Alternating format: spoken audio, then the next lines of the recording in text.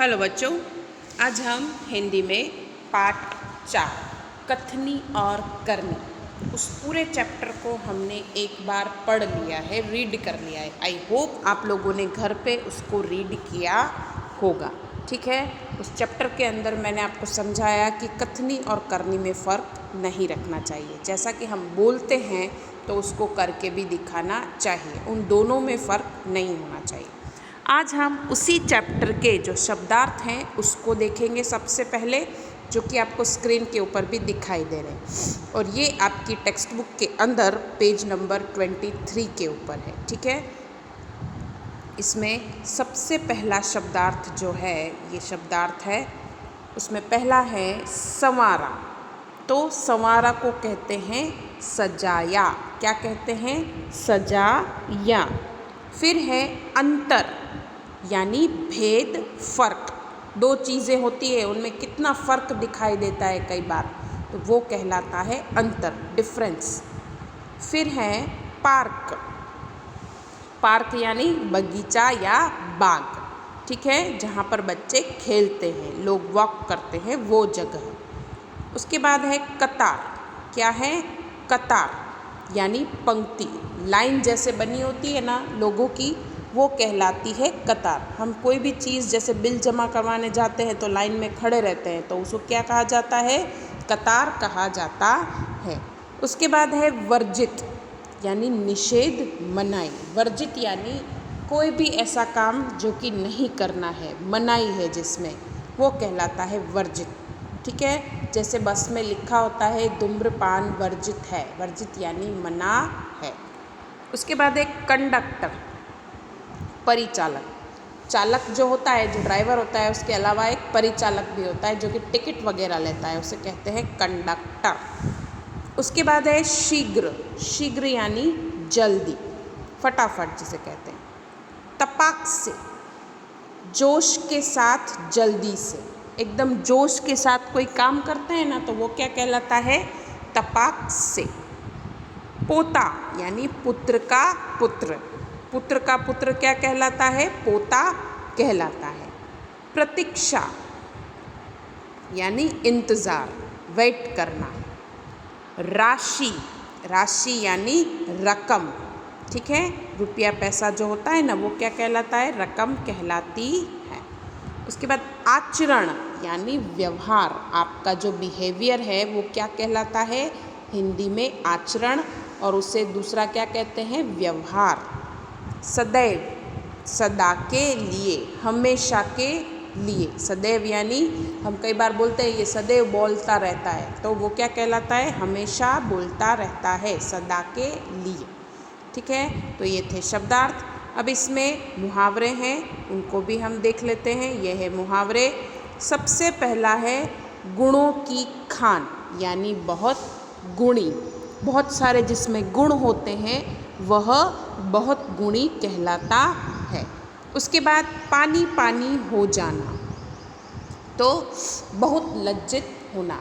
कभी कभी हम ऐसा काम कर देते हैं जिससे हमें बहुत ज़्यादा शर्म आती है, तो वो सिचुएशन क्या कहलाती है? पानी पानी हो जाना कहलाती है। ठीक है, तो ये थे शब्दार्थ और मुहावरे, जिसे आपको आपकी नोटबुक के अंदर लिखने हैं। अब पेज नंबर 23 के ऊपर अगली जो एक्सरसाइज है वो मैं आपको बता रही हूँ। इसमें अभ्यास है, यहाँ पर ये अभ्यास, उसमें पहला प्रश्न है सोच कर बताइए। ठीक है, आपको इस क्वेश्चन का आंसर सोच कर बताना है। जैसे पहला है, ईश्वर ने मनुष्य को अन्य प्राणियों से किस प्रकार श्रेष्ठ बनाया है? तो ईश्वर ने मनुष्य को सोचने, समझने और विचारने और कल्पना करने के लिए मस्तिष्क दिया है। क्या दिया है? मस्तिष्क दिया है, दिमाग दिया है। उसने मनुष्य को अच्छे बुरे का निर्णय करने के लिए विवेक और बुद्धि दी है। क्या अच्छा है, क्या बुरा है, वो इसमें बताया गया है। उसके लिए मनुष्य को बुद्धि दी गई है। वाणी का वरदान भी केवल मनुष्य को ही मिला है। बोलने का जो हक है, जो पशुओं और पक्षियों, प्राणियों को नहीं मिला है, लेकिन मनुष्य को मिला है। मनुष्य जैसा सुंदर शरीर किसी दूसरे प्राणी का नहीं है। इस प्रकार ईश्वर ने मनुष्य को अन्य प्राणियों से श्रेष्ठ बनाया। ठीक है, ईश्वर ने मनुष्य को अन्य प्राणियों से किस तरह से श्रेष्ठ बनाया है वो मैंने आपको बताया कि उसको बुद्धि दी गई है, उसको अच्छा शरीर दिया है, सोचने समझने की शक्ति दी गई है, इसलिए अन्य प्राणियों से मनुष्य को श्रेष्ठ बनाया गया है। दूसरा है धूम्रपान वर्जित है, कहाँ कहाँ और क्यों लिखा होता है। अभी आपको मैंने बताया ना वर्जित का मनाही, तो वो क्यों लिखा होता है और कहाँ कहाँ लिखा होता है। तो धूम्रपान वर्जित है ऐसा बसों और रेलगाड़ियों जैसे सार्वजनिक वाहनों में लिखा होता है। अस्पतालों, सिनेमागृहों, दवाखानों में भी धूम्रपान करने की चेतावनी दी जाती है कि धूम्रपान नहीं करना है, इस बात की चेतावनी दी जाती है।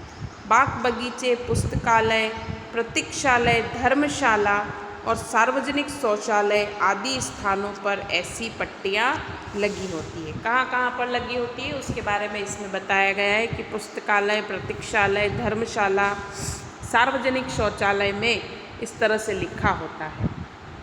धूम्रपान से वायु प्रदूषित होती है। प्रदूषित वायु से सांस लेने से छाती और फेफड़े की कई बीमारियां होती है, इसलिए सार्वजनिक स्थानों पर धूम्रपान की मनाही की जाती है। धूम्रपान से काफ़ी तरह की बीमारियां होती हैं, सांस लेने में तकलीफ़ होती है और ये बीमारियां ना हो इसके लिए सब जगह ऐसा लिखा होता है। अब इसके बाद आगे अगला प्रश्न है, तीसरा प्रश्न, फूल सबको अच्छे क्यों लगते हैं। ठीक है, फूल सबको अच्छे क्यों लगते हैं।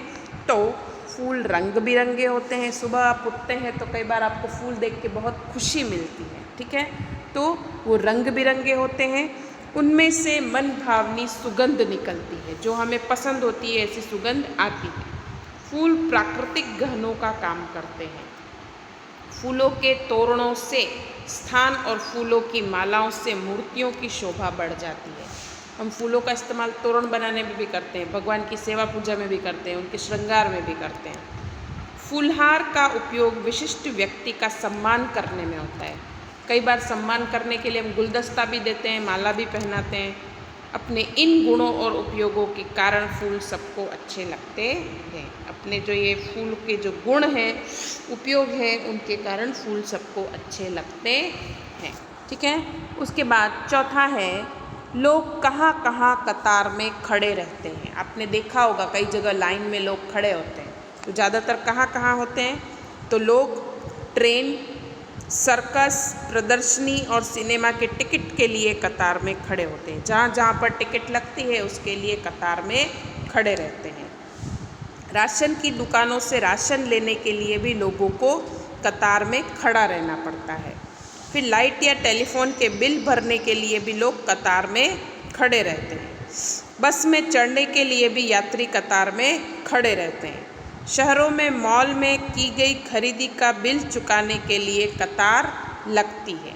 बैंक में लोग कतार में खड़े होकर पैसे जमा करते या निकालते हैं।